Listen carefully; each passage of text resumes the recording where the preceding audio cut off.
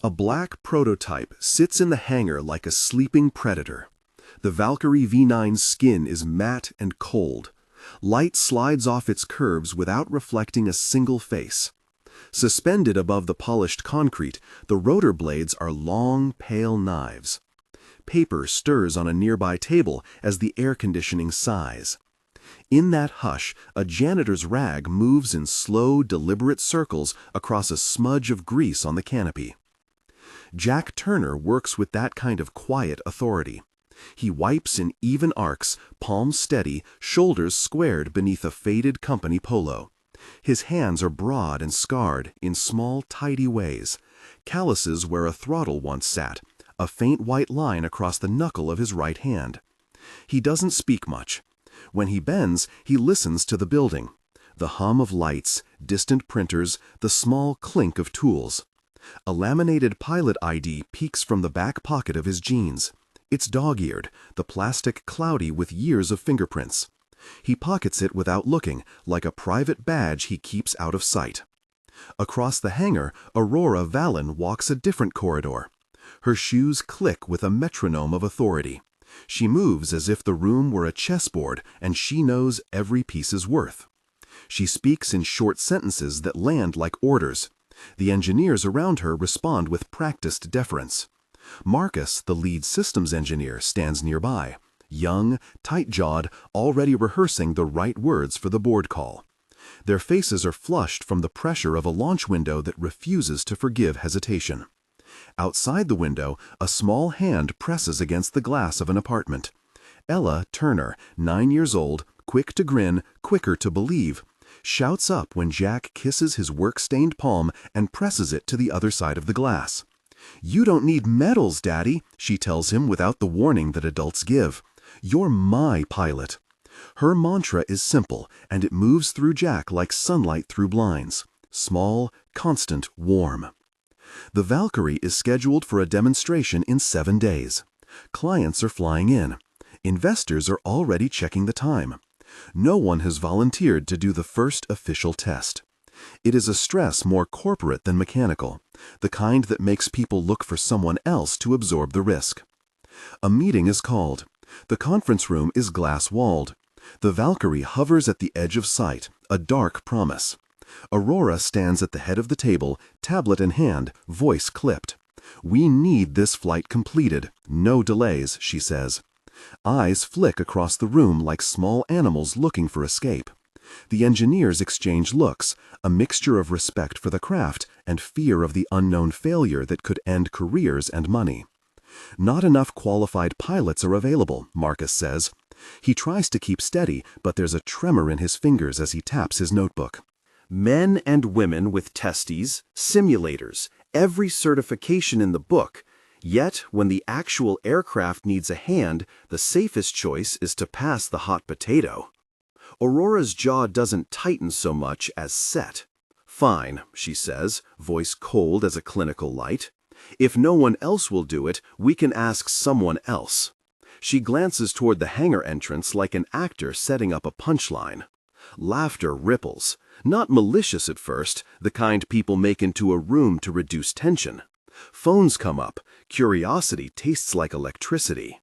Then she sees Jack, mop in hand, tucked in the corner near a stack of maintenance logs. The room narrows for a moment to the small square of his face, the neatness of his movements. "A real pilot," Aurora says, with a smile that is more blade than gesture. She steps to the glass and calls to the room with theatrical lightness. "All right, whoever's brave enough to fly a prototype Valkyrie for the launch, walk into the cockpit and show us what she's capable of." Silence. Then a ripple of polite excuses and nervous coughs. The very thing she wants, volunteers, refuses to appear. Aurora turns to Jack with a public smile and a private edge. "Or," she says, and the flint in her voice drops into a knife of teasing, "if someone from the janitorial staff thinks they can do better, why don't they step up? Fly this helicopter and I'll marry you." She says the last word like a joke tossed into a crowded pool. Phones flash. The room erupts. Easy, cheap laughter at a man they barely notice most days. Jack's face does not change. He sets the rag beside the canopy and walks toward the Valkyrie like he is going to make a routine inspection. The laughter thrums around him like static. In his head, it becomes thinner and less important than the way his hands work. He is not looking for attention, only the right place to be. The cameras in the room capture it all. Someone whispers, "He won't." A couple of nearby interns nudge each other. Jack opens the cockpit. The canopy slides back with a soft, practiced hiss.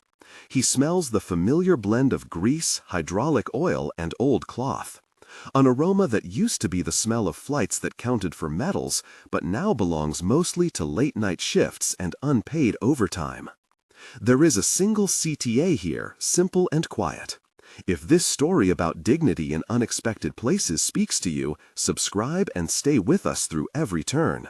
But the sound in the hangar swells again. No one presses that button. The camera keeps rolling. Engineers circle. Marcus steps closer, a professionalism at his lips stretched thin by concern. He gives Jack a clipped, technical brief. System checks, sensor statuses, any potential anomalies. Jack listens. He asks a handful of checked questions, direct, prioritized. He runs hands over panels like someone who has known them in other lives. The hydraulic feed, the rotor dampers, the pitch link. He rides memories of simulator alerts and quiet nights in foreign bases like a pilot rides thermals, soft, practiced. There is a flash behind his eyes then, a memory quick as a shutter. A dark strip of desert sky, hands on a throttle 200 feet above ground, an instructor's voice telling a cadet to adjust. His mind holds the smell of flight fuel like a faith. He has been medically retired for years. Protocols, forms, the slow bureaucratic exhalation that takes a title and makes it domestic. He does not tell anyone about the ceremonies there were not, about the small private honors he keeps in his toolbox. He is not looking for them. The hangar hum quiets as Jack straps into the seat. Reporters shuffle, phones angle for the shot that will get them clicks. Aurora stands at the glass with an expression that is still part show, part fidget. Somewhere, a PR manager counts seconds and makes a plan for spin. The pilot's checklist is simple in his mouth. He speaks aloud because habits are heavier than embarrassment. "Checklist complete," he says. "Ready for startup." A low, intimate sound grows as the rotors come to life. First a tick, then a steady, mechanical heartbeat. Papers fly. The hangar door opens and the air changes, carrying with it a cold that stings the ears. The Valkyrie's skin shivers awake under his hands. There is a choreography to his motions. He brings the collective up to settle the machine into hover, fingers precise, the slightest pressure returning a whisper of lift. He feels the machine like a conversation, tempo shifting underfoot, hand to cyclic, foot on pedals to steady the yaw. He takes it from the concrete with surgical care. The first lift is silence, broken only by the rotor's wind. Everyone in the crowd leans forward, as if trying to press their faces to the sound and hold it. The engineers who had been joking earlier go quiet, mockery evaporating into a thin, astonished air. A younger technician lets out an involuntary exhale that becomes almost a laugh of disbelief. Marcus's hands are folded. His face goes white around the edges. Jack lifts to a safe altitude and begins a set of maneuvers designed to show the aircraft's handling, not to dazzle. He executes precise banking turns that keep the nose stable over a fixed point on the runway. He demonstrates a controlled low pass down the length of the hangar, the rotors cutting a clean seam in the air. The Valkyrie dips and answers like a horse familiar with a rider's subtle cue. He performs a dive and pull, nothing theatrical, only the kind of disciplined, confident handling that keeps the machine safe and the passenger's faith intact. Every motion is composed, economical. Where someone else might have tried to impress with extremes, Jack draws from decades of procedure and restraint. For a moment, time compresses. Close-ups of his hands on the controls, beads of sweat on his temple, the steady contraction and release of his jaw. Cutaways show phones held too close to faces, mouths open. The rotor's hum becomes a human heartbeat in the soundtrack. You feel it more than hear it. He brings the Valkyrie back to a level approach and lands. The tires kiss concrete with that near-silent finality that only a skilled pilot can make happen. No thud, no jarring stop. The canopy opens, and Jack climbs out like he's been here 1,000 times. The hangar registers the landing as if it's an unexpected syllable in a sentence it thought it knew. Silence arrives first. It is heavy and clear, falling like a blanket. People look at one another, the laughter transformed into a private, collective assessment of what they thought they knew and what the sight before them now reveals. Phones keep recording, because the world records everything, and that makes it worse and better in equal measure. Jack sets his things on a small table and unzips a worn wallet. His fingers are steady as he lays a laminated card face up. The camera pulls close. Embossed letters read, Lieutenant Colonel Jack Turner. The rank is understated, a small brass pin dulled over time. It takes a moment for the name to read fully into the room. Then it detonates through the crowd. Marcus cannot keep his posture. His face crumples as shame and regret and a memory of a joke cut more thinly than he meant it rise in him like bile. Others whisper apologies into the air between them. A few simply shut their mouths and turn away. Aurora's smile is gone. In its place is a quick, involuntary intake of breath. There is no malice in her eyes at first, only a flicker of human recognition that shifts something in the room's dynamics. Outside, someone uploads footage. Within hours, the clip jumps across networks and platforms.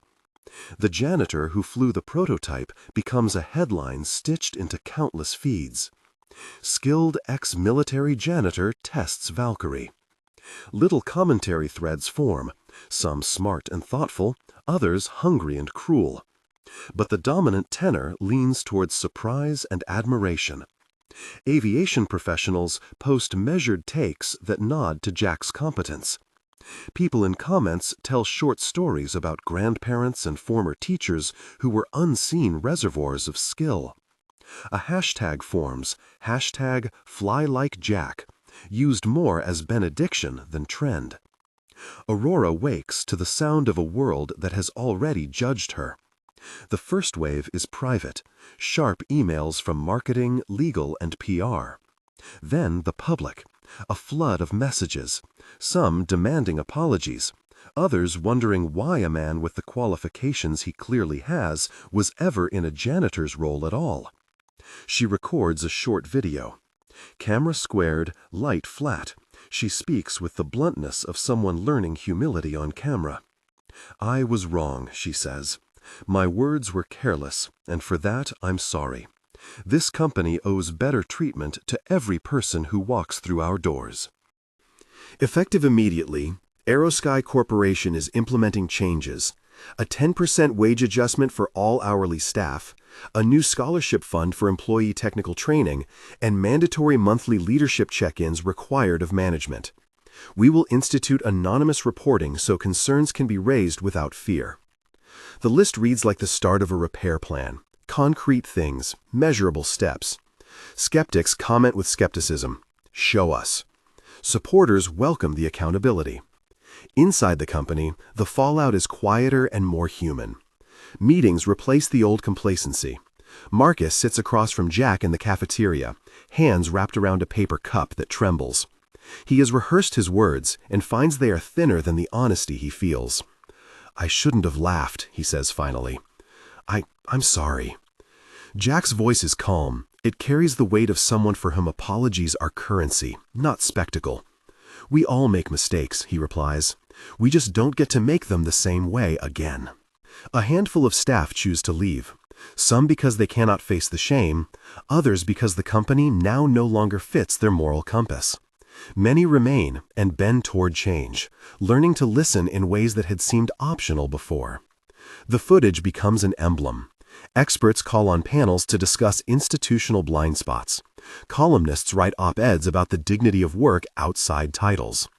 Within a week, an aviation foundation reaches out to AeroSky, offering free simulator hours for staff interested in piloting. The conversation shifts from viral spectacle to policy and practice. The company boards a flight plan towards accountability. The route is uncertain, and critics note the smallness of a 10% raise in the face of structural problems. The company acknowledges it must do more. Aurora knows that a few percentages and a scholarship fund are not a map to redemption, only a beginning. Pressures find Jack the way they find most people after public attention, in waves and echoes. Reporters seek interviews. Podcast hosts ask for the story of a life in 3 minutes. Many want the shorthand, a hero who fell through the cracks and was rescued. Jack denies simplification. He tells stories the way they happened, with parts he can control and parts he can't. He talks about training and about the day his life changed. He speaks carefully about being medically retired, not as an ending, but as a detour. He is offered the chief test pilot position after a series of meetings that are part contract negotiation, part moral reckonings. Aurora presents the offer in the same glass room where the taunt was thrown. Softer now, eyes not always meeting his. "We'd like you to lead the test program," she says. "Full-time position, salary commensurate with experience, benefits, and a seat at the product development table. There are clauses about liability and training oversight and more legal prose than Jack has read since he signed his retirement packet." Jack thinks of Ella. He imagines the life that flying full-time would require. Long training months away, a patchwork schedule that might mean missing school recitals and quiet dinners. Family, for him, is not a perk to be balanced against prestige. It is the reason he took the steady job in maintenance at AeroSky in the first place. He asks for something that looks criminally small compared to the media narrative: flexibility. "I can't be gone for 2 weeks at a time," he tells Aurora, "not if I want to be the one tucking her in." He asks for a consultation clause that allows him to fly select demonstrations and train apprentices, plus basic health coverage sturdier than at Janitor's benefits historically have been. He asks for Ella, a scholarship fund for education and a model helicopter for the shelf in her room. Negotiators look surprised at the bargaining chips he's willing to play with.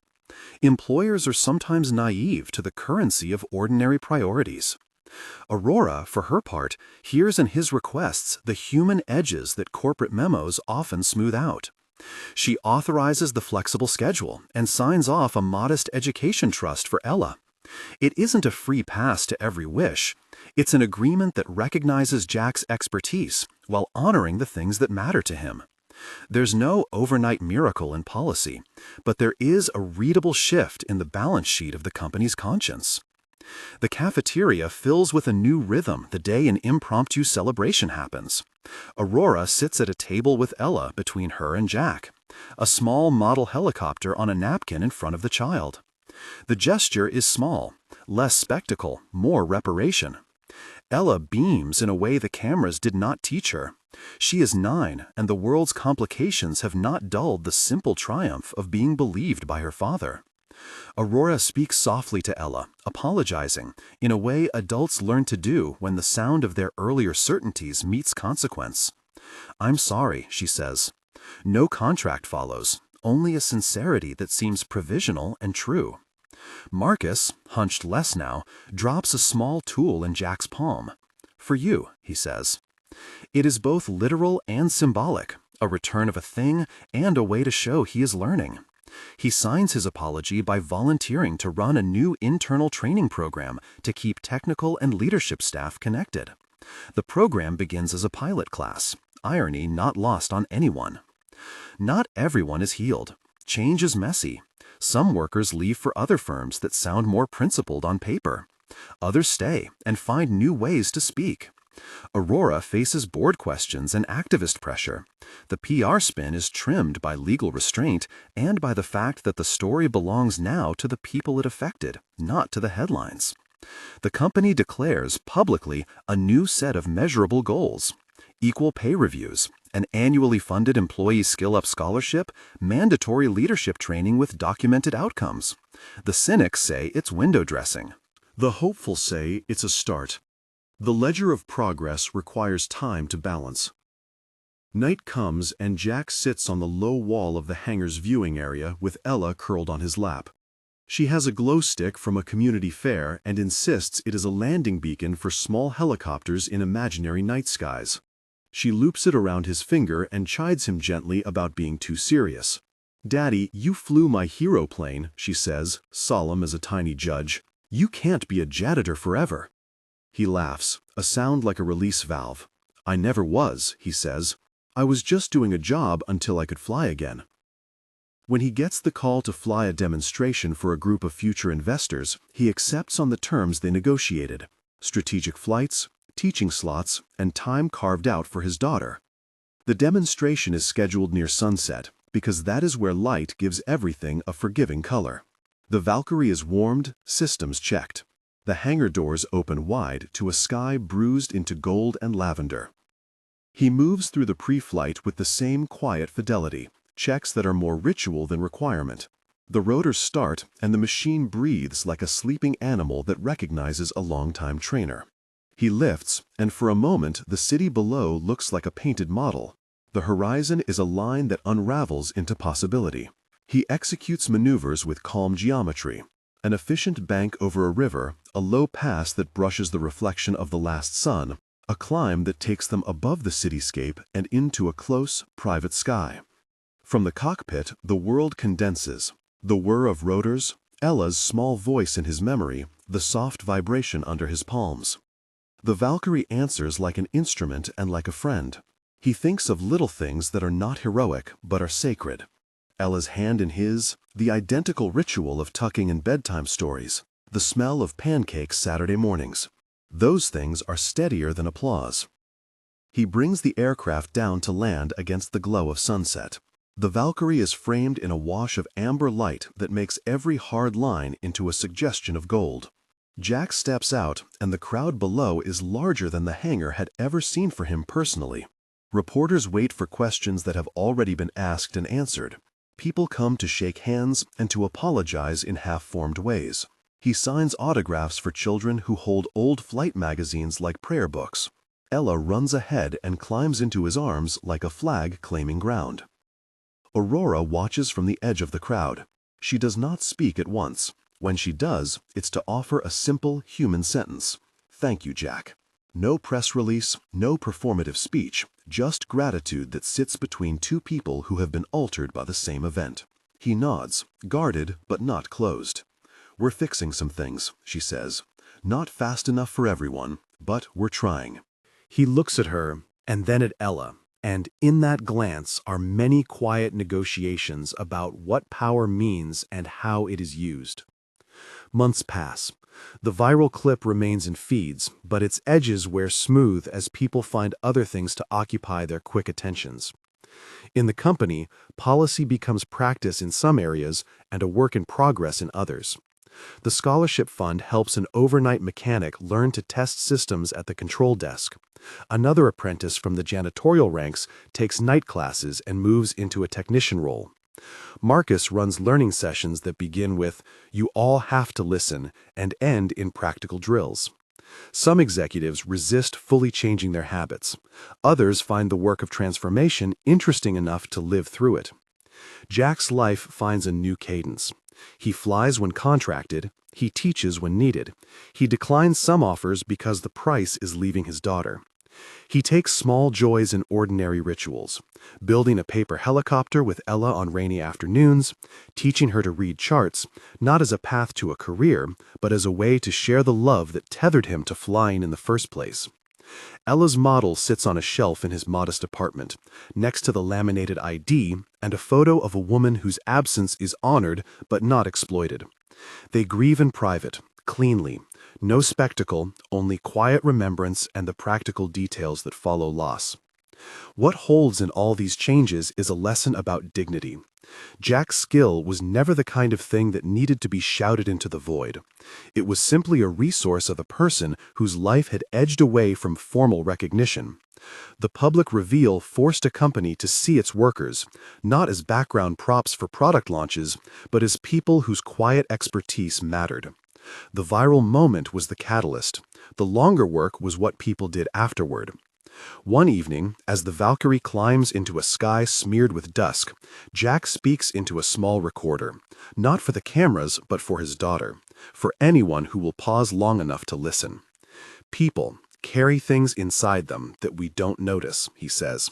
His voice is low, steady. Sometimes it's shame, sometimes habits, sometimes it's skill. We shouldn't decide what people are worth by the uniform they wear tomorrow. We should ask them what they know, what they can teach, and then make room. Below, the city lights begin to wink on like small permissions. The Valkyrie is a silhouette that cuts through the last bright wash of day, moving toward the kind of future that is not tidy or perfect, but is inhabited by people trying to be better. Ella waves from the hangar roof.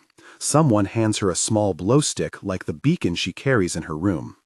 Jack banks, a simple small gesture, and the helicopter leans away from the bright center of the hangar light and into the open. If this story moved you, if the idea that humility can be strength and dignity can be hidden under a mop feels like something worth keeping, please subscribe. Keep watching stories that remind us what we've been missing when we're not looking. In the last light, Jack lets the Valkyrie soar a little higher. There is no need for showmanship. There is only the math of care, the steady correction of a man who has learned to value small things as a measure of a life. He thinks of his wife with the careful tenderness of someone who keeps her memory like a map in his pocket. He thinks of Ella's tiny hand on his, and he thinks, finally, of the fact that the world will always be bigger than a single person. So he chooses to stay in it with measures that matter, teaching, fixing, flying when necessary, and when not necessary, being present. The Valkyrie cuts a clean line across the dusk, and in its wake, the hangar and the people inside it are not the same. They have seen a secret and been made to answer for it. They have learned that leadership can be admitting wrong, and that a joke thrown from a glass room can be mended with real policy. There is no perfect resolution, only progress and the stubborn work of living into new expectations. Jack banks once more to bring the aircraft home. The rotor hum becomes the slow sound of a heartbeat that has learned its pace. He lands under the open sky as evening turns its key. Hands reach for him, not in expectation, but in welcome. Ella runs to his side and the world narrows to the two of them and a little model helicopter that sits on the dashboard like a promise. The final image is simple. The Valkyrie, framed against a warm amber horizon, and Jack standing beside it with his daughter on his hip. Two ordinary figures who, by showing up to what was asked of them, changed the shape of an entire company. The janitor's secret was never meant to be a weapon. It was a reminder that quiet competence deserves recognition, that humility can hold enormous power, and that true leadership often begins with the willingness to listen. If you believe humility is strength, subscribe and join us for more stories that honor what we tend to overlook.